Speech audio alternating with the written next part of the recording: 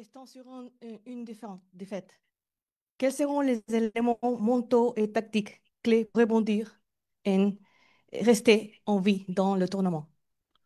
C'est déjà essayer de remporter la rencontre.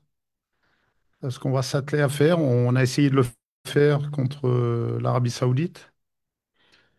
Dans les intentions, nous étions là. Il n'a pas manqué grand-chose. Malheureusement, dans le football à haut niveau, il faut être efficace dans les zones de vérité. Et visiblement, il nous a manqué un petit peu de réussite à ce niveau-là ou de réalisme, suivant comment on voit la chose. Là, tout simplement, comme l'a dit Franzi, on va s'atteler à essayer de remporter cette rencontre pour revenir dans la course et puis donner de l'espoir à tout le peuple haïtien, même si on a deux objectifs. Celui-ci d'être bien présent dans la compétition, mais aussi de se servir de ces matchs pour prendre, emmagasiner en expérience, pour progresser en termes d'équipe à proprement parler de manière à pouvoir répondre présent aussi au mois de septembre pour les qualifications, le dernier tour de qualification Coupe du Monde. Quel est l'état d'esprit du groupe pour l'approche de ce prochain match? J'ai qu'alloué le bon état d'esprit de mon groupe. On l'a vu sur le terrain en termes d'investissement, sur ce qu'ils ont fait lors de la dernière rencontre. On l'a vu malgré les éléments parfois contraires, euh, une décision très sévère quand même sur le pénalty saoudien. Malgré les éléments contraires en termes d'organisation. Je pense par exemple hier où on a mis 1h45 pour se rendre sur le lieu d'entraînement. Dans un pays qui doit organiser la Coupe du Monde, on peut se poser des questions. Il y a encore là aussi une marge de progression. Malgré ça, je peux vous dire que les garçons sont dans un état d'esprit que j'ai rarement vu au sein de mes équipes, motivés, avec une seule envie, c'est essayer demain de revenir dans la course et de rendre encore une fois fier tout le pays. Merci Voilà. beaucoup.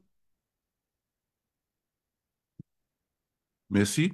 Donc, s'il n'y a plus de questions de la salle, on va prendre des questions à partir de l'extérieur et nous invitons nos confrères à poser des questions qui regardent uniquement la Gold Cup ou encore le match de demain. Caleb? Le fameux Canada.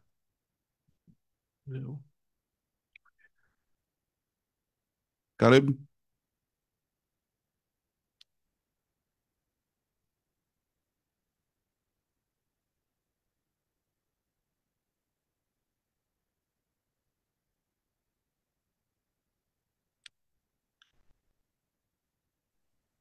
Caleb? Oui, oui, je suis là. Bonsoir. J'ai deux questions pour le coach et un pour Franzi. D'abord, coach, y aura-t-il des changements par rapport au dernier match? Et ensuite, on a vu que le duo Nazon-Pio a du mal à performer, surtout à cause du positionnement de Nazon à gauche. Est-ce que vous êtes du même constat? Et si oui, quelle solution vous apporterez pour le match de demain? Et pour Franzi, t'as aimé connaître comment état esprit groupe là et après deux défaites là, comment investir à et qui objectif nous-mêmes joueurs nous fixer pour match demain. Merci. Je suis surpris de ce genre de constat par rapport à Dukens. Je rappelle juste que quand on a fait une de nos plus belles prestations en Azerbaïdjan contre un pays européen, et je crois qu'historiquement c'était la première victoire d'Haïti sur le continent européen, Dukens jouait à ce poste et il n'y avait pas du tout de remise à question sur son positionnement. Il lui arrive également dans son club d'évoluer sur ce poste. Euh, il est conscient, comme Franzi, qu'ils peuvent euh, être encore plus performants, mais je pense qu'il faut avoir de la mémoire.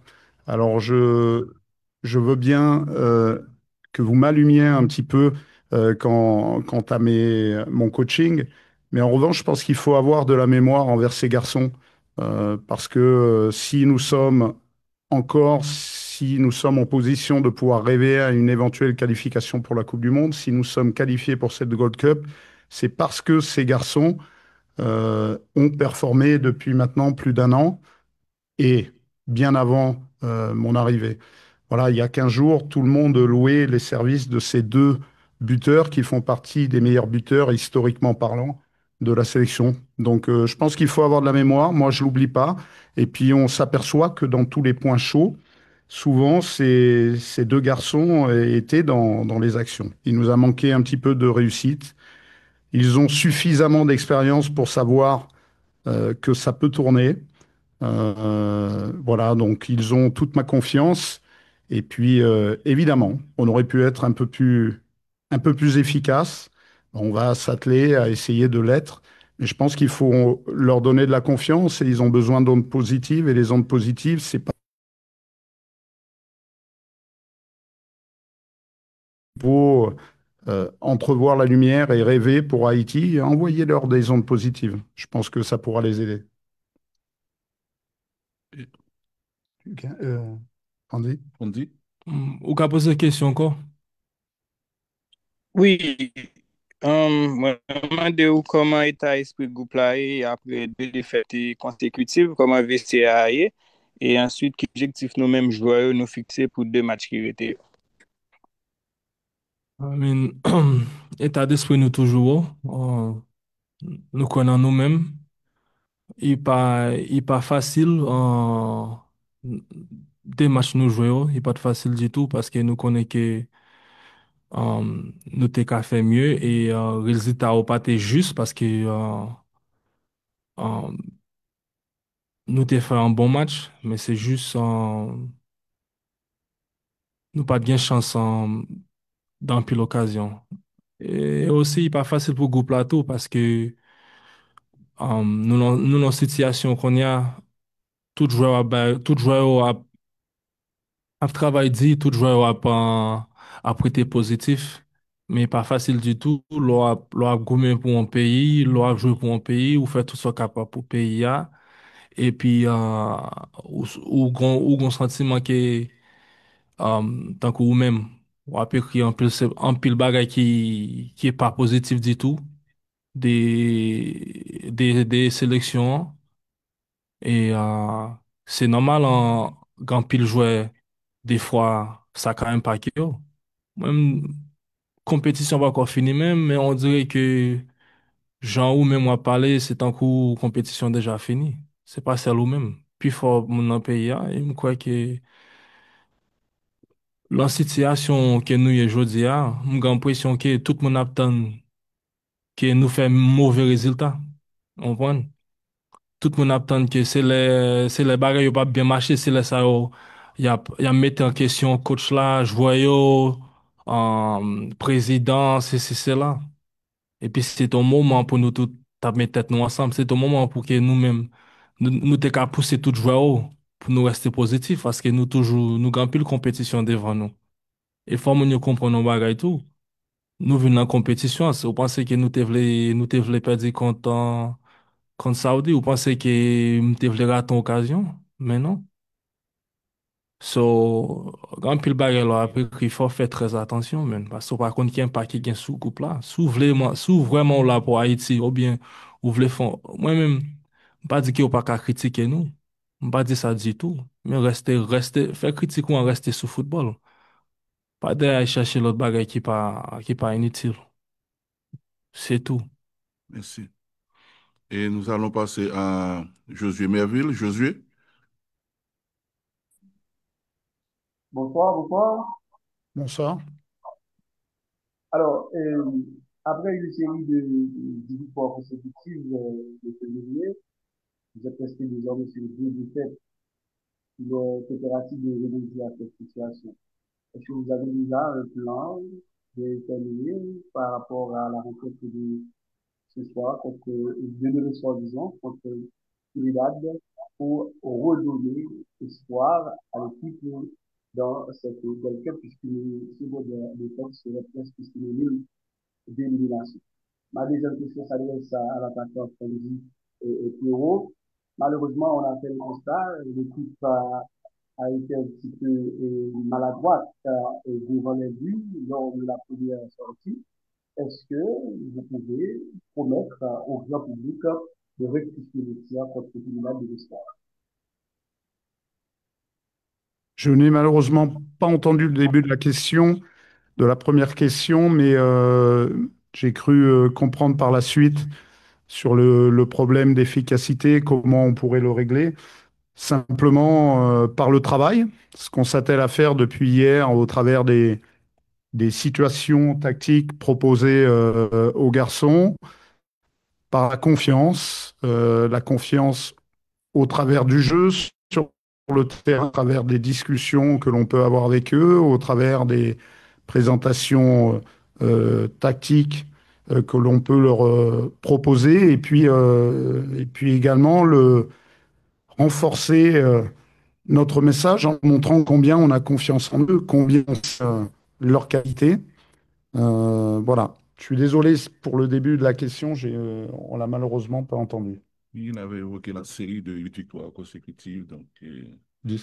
de 18 victoires consécutives, et ensuite votre Ouais. plan pour redresser et face à Trinidad, tout ça. Oui, autant, autant je demandais aux garçons et à mon staff de ne pas s'enflammer après ces 10 victoires consécutives, euh, que ce n'est pas la sinistrose après cette défaite contre Saoudi. Je mets celle de Curaçao entre parenthèses, puisque ce sont toujours des matchs particuliers. On était déjà qualifiés, on jouait, on était à 5 jours de la compétition. Il s'agissait de ne pas blesser les garçons également.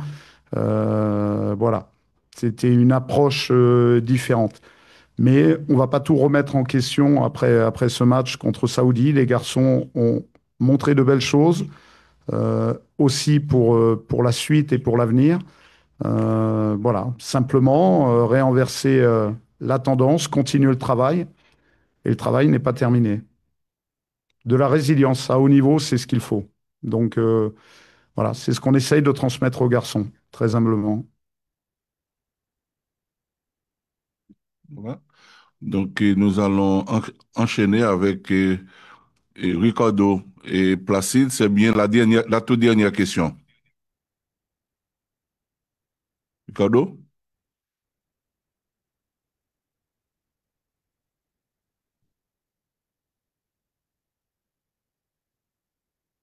Ricardo? Hello, bonsoir. Oui, oui, Hello, oui, oui. très bien. Continuez. Quel que soit le résultat du match de demain, quelle leçon principale tirez-vous de cette campagne de Gold Cup sur le plan tactique, mental, pour mieux aborder les qualifications cruciales de la Coupe du Monde en septembre? La question. La question, c'est quoi, Souleur? Encore, continuez. Oui. Quel que soit le résultat du match de demain, quelle leçon principale tirez-vous de cette campagne de Gold Cup sur le plan tactique, mental, organisationnel, pour mieux aborder les qualifications cruciales de la Coupe du Monde en septembre? Ben, le challenge pour nous, c'est qu'on a vécu une année euh, qui s'est plutôt bien déroulée, peut-être aussi avec des adversaires, allez, on va mettre Porto Rico et Azerbaïdjan à part, mais des adversaires peut-être plus à notre portée, tout en les respectant, avec des situations de match où on avait du jeu, de la possession. Et là, on a haussé le niveau carrément et le plateau est plus conséquent. Et c'est ce dont on aura à faire au mois de septembre pour pouvoir espérer aller à la Coupe du Monde. Donc le challenge, il est de se mettre à ce niveau-là. Je pense qu'on y est dans le jeu, dans l'investissement. Je vous dis, il n'a pas manqué grand-chose pour que le match bascule en notre faveur. Donc,